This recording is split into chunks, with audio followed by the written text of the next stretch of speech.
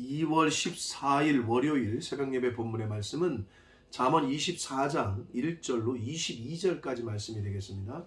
잠언 24장 1절로 22절까지 말씀을 통해서 월요일 아침에 주시는 하나님의 은혜를 함께 나누도록 하겠습니다. 잠언 24장까지가 그 익명의 현자들, 지혜로운 사람들의 누군지는 모르나 지혜자들의 그 교훈 36가지 교훈집이라고 말씀을 드렸는데 24장까지가 그렇습니다. 25장부터는 다시 솔로몬의 잠언이라고 시작되는 솔로몬의 말씀을 잠언을 우리가 보게 될 텐데 오늘이 24장 전반부라고 할 수 있는 22절까지에서는 여러 가지 교훈을 하시는데 악인의 형통함 부러워하지 말아라 라는 말씀, 그런 교훈들, 그리고 그 악인에 대한 형통함을 부러워하지 않아야 될 뿐만 아니라 시기 질투도 하지 말아라. 그리고 하나님과 왕을 경외해라. 하나님이 주신 권세, 이 세상에 허락하신 권세들을 존중하고 경외하라. 그리고 지혜를 추구해라. 그리고 관용과 선의를 베풀어라. 이런 여러 가지의 주제가 24장에 나오고 있습니다. 자, 한 절씩 보시면서 함께 은혜를 나누도록 하겠습니다. 1절입니다. 너는 악인의 형통함을 부러워하지 말며 그와 함께 있으려고 하지도 마라. 자, 악한 사람들, 정말 못된 사람들이 잘 되는 것 같이 보이는 경우가 있죠. 근데 절대 부러워하지 말래. 그리고 그들과 함께 하려고 뭔가 동업을 하거나 함께 하려고 하지, 그들과 함께 하지 말아라 라고 말씀합니다. 왜냐하면 그들의 마음은 강포를 품고 폭력적이라는 거예요. 그리고 그들의 입술은 재앙을 말한다. 다른 사람을 어떻게 해쳐서라도, 다른 사람들을 망하게 해서라도 우리는 돈만 벌면 돼. 이런 악한 사람들, 이들과는 함께 하지 말고 그들의 뭐 잘 되는 것 같은 거 부러워하지 말라. 왜냐하면 잠깐 있다가 사라지는 안개와 같은 거다. 그 욥기에 보면 욥기의 20장 5절에도 악인의 이기는 자랑은 잠시요 그 거짓말하는 자의 즐거움은 잠깐이다 라는 표현이 나옵니다. 잠깐이에요. 어떻게 보면 이 땅에서만 가능한 거예요. 이 땅에서도 영원할 수 없어요. 그러니 부러워하지도 말고 함께 하지도 말라.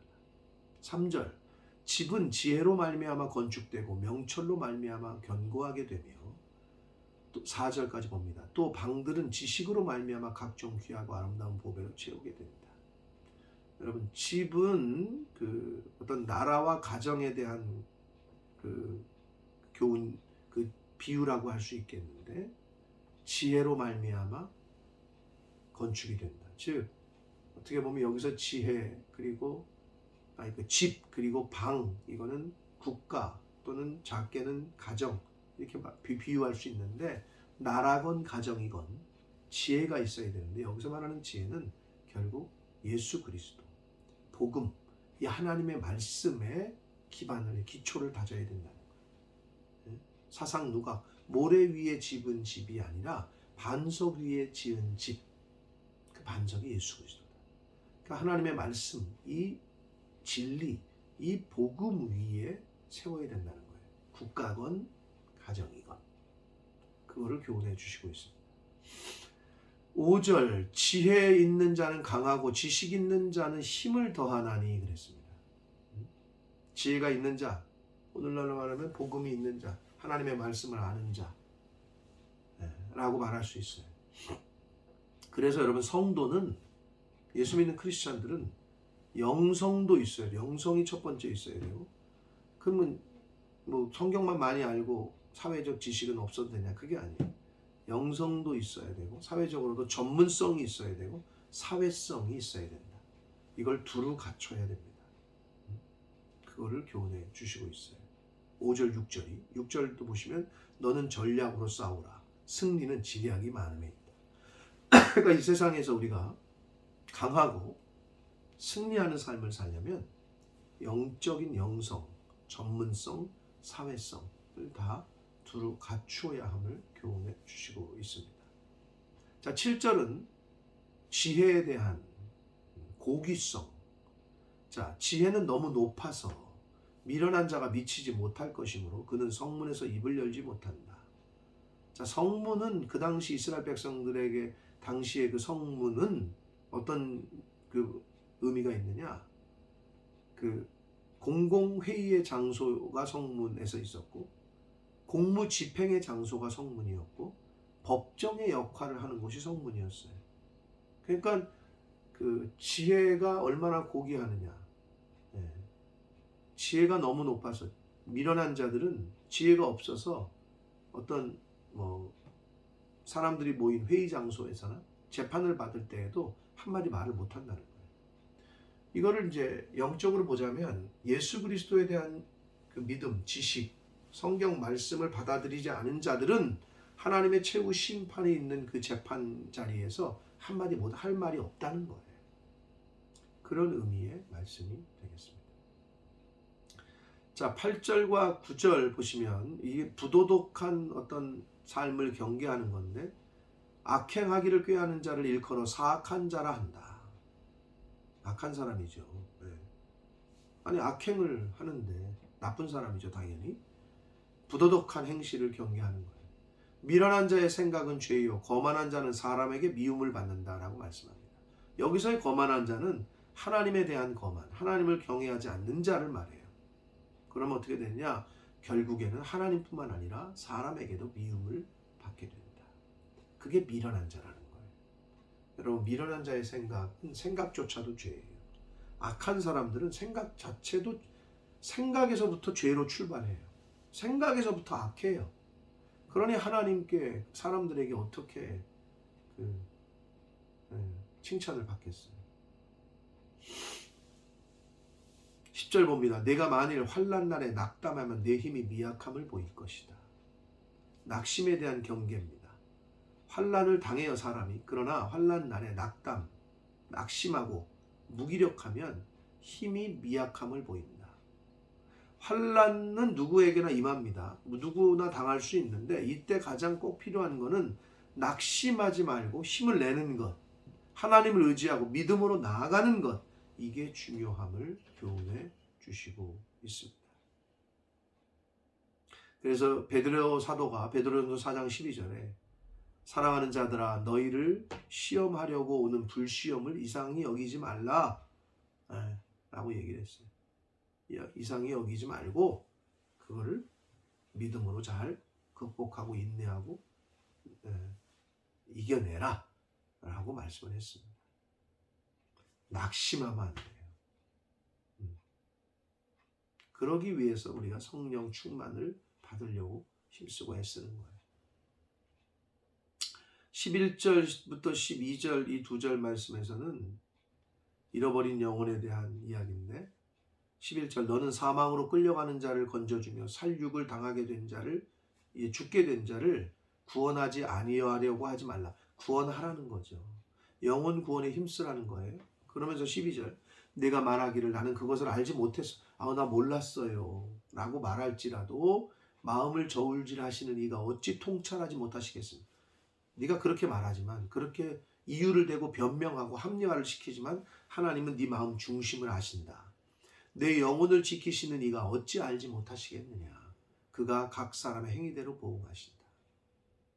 여러분, 이거는 적극적으로 내가 복음을 전하지 않은 거, 이것도 죄지만 소극적이라고 볼 수 있는 무관심 또는 게으름, 이것까지도 하나님께서는 다 보고 계시고 심판하신다는 거예요. 그러므로 우리가 깨어 있어야 되고 영혼 구원하는 일에 불령렬이 불타야 되는 이유가 여기 있습니다. 사랑하는 성도 여러분, 죽어가고 있는 자에게 복음을, 잘못된 길로 가고 있는 자에게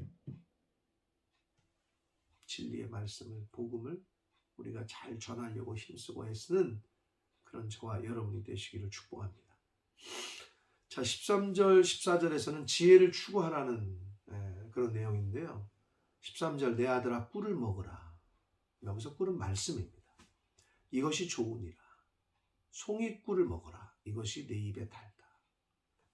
말씀을 접하고 말씀을 영의 양식으로 먹으면 달아요. 기쁨과 즐거움이 있어요. 우리 영혼에. 그래서 먹으라고 하는 거예요. 그래서 꿀에 비유하고 있는 거예요. 14절 지혜가 내 영혼에게 이와 같은 줄을 알라. 이것을 얻으면 지혜를 얻으면 정령이 내게 장래가 있겠고 소망이 끊어지지 않을 거다. 복음을 영접하면 예수 그리스도를 영접하면 구원을 얻습니다. 천국에 갑니다. 하나님의 자녀가 됩니다. 미래가 있어요. 소망이 있어요. 그러나 지혜가 없으면 예수 그리스도를 받아들이지 않으면 영접하지 않으면 소망이 없습니다. 15절 16절에서는 의인은 안전할 것이라는 그거에 대한 강조의 말씀인데 악한 자여 15절 악한 자여 의인의 집을 엿보지 말며 그가 쉬는 처소를 헐지 말라. 16절 대저 의인은 7번 넘어질지라도 다시 일어나려니와 악인은 재앙으로 말미암아 엎드려질 것이다 라고 말씀합니다. 의인은 안전할 거라는 거예요. 의인은 하나님이 피난처가 되어주신다고 말씀하셔요. 그래서 의인은 넘어져도 다시 일어날 것이다. 그러나 악한 사람은 재앙으로 하나님의 심판으로 인해서 멸망당할 거다라고 말씀합니다. 자, 17절 18절에서는 관용 그리고 선한 마음 선의를 베푸는 걸 힘쓰라는 건데 17절 내 원수가 넘어질 때에 즐거워하지 말며 그가 엎드러질 때에 내 마음에 기뻐하지 말라. 성도는 끝까지 원수라도 끝까지 사랑하는 마음을 품어야 됩니다. 그게 우리에게 주시는 하나님의 교훈이고 말씀이고 그게 우리를 위한 것이다. 18절 여호와께서 이것을 보시고 기뻐하지 아니하사 그의 진노를 그에게 옮기실까 두렵다. 원수에게 보복하려고 하고 나쁜 마음을 갖고 원수가 넘어지는 것을 좋아하고 기뻐하면 하나님이 오히려 원수에게 내릴 심판을 그 사람에게 옮기실까 봐 두렵다. 그러니 관용을 베풀고 선한 마음을 가져라 라고 말씀합니다. 자, 19절 20절도 이제 악인에 대한 시기 질투 하지 말라는 걸 경계하시는 말씀인데 19절 너는 행악자들로 말미암아 분을 품지 말며 악인의 형통함을 부러워하지 말라. 이거 질투하지 말라는 거예요. 악한 사람들의 그 형통함. 그러면서 20절 대저 행악자는 장래가 없겠고 악인의 등불은 꺼질 것이다. 왜 부러워하지 말아야 되느냐? 시기 질투할 필요가 없느냐? 그들은 금방 불이 꺼지는 것처럼 사라지고 그리고 미래와 장래에 소망이 없기 때문에 그렇다라고 말씀합니다. 마지막 21절 22절에서는 하나님을 경외하고 하나님이 세우신 권세인 왕들도 경외하라는 거예요. 21절 내 아들아 여호와를 경외하고 왕을 경외하고 반역자와 더불어 사귀지 말라. 네. 왕도 내가 마음에 들지 않더라도 하나님이 주신 권세라고 여겨야 되는 거예요. 크리스찬들은. 그래서 그 왕을 반역을 일으키거나 욕하기보다는 오히려 우리 크리스찬들은 기도하고 중보하고 축복해야 되는 것이 하나님의 뜻입니다. 하나님을 경외하고 하나님이 세우신 그 주권자들에게 경외하고 순종하는 것이 하나님의 뜻이다.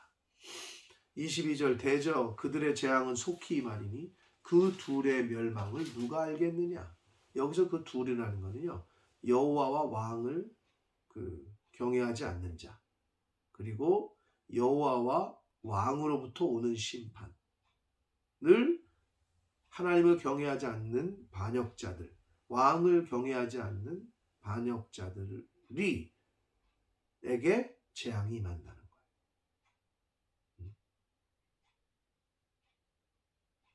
그 둘의 멸망이 온다. 첫 번째 해석은 하나님과 왕을 경외하지 않는 자 그게 첫 번째고 두 번째 둘이라고 했으니까 두 번째는 여호와와 왕으로부터 오는 심판이 그들에게 임할 것이다 라는 거예요. 자, 22절까지 말씀을 보았습니다. 사랑하는 성도 여러분, 한 주간을 또 새롭게 시작하는 월요일입니다.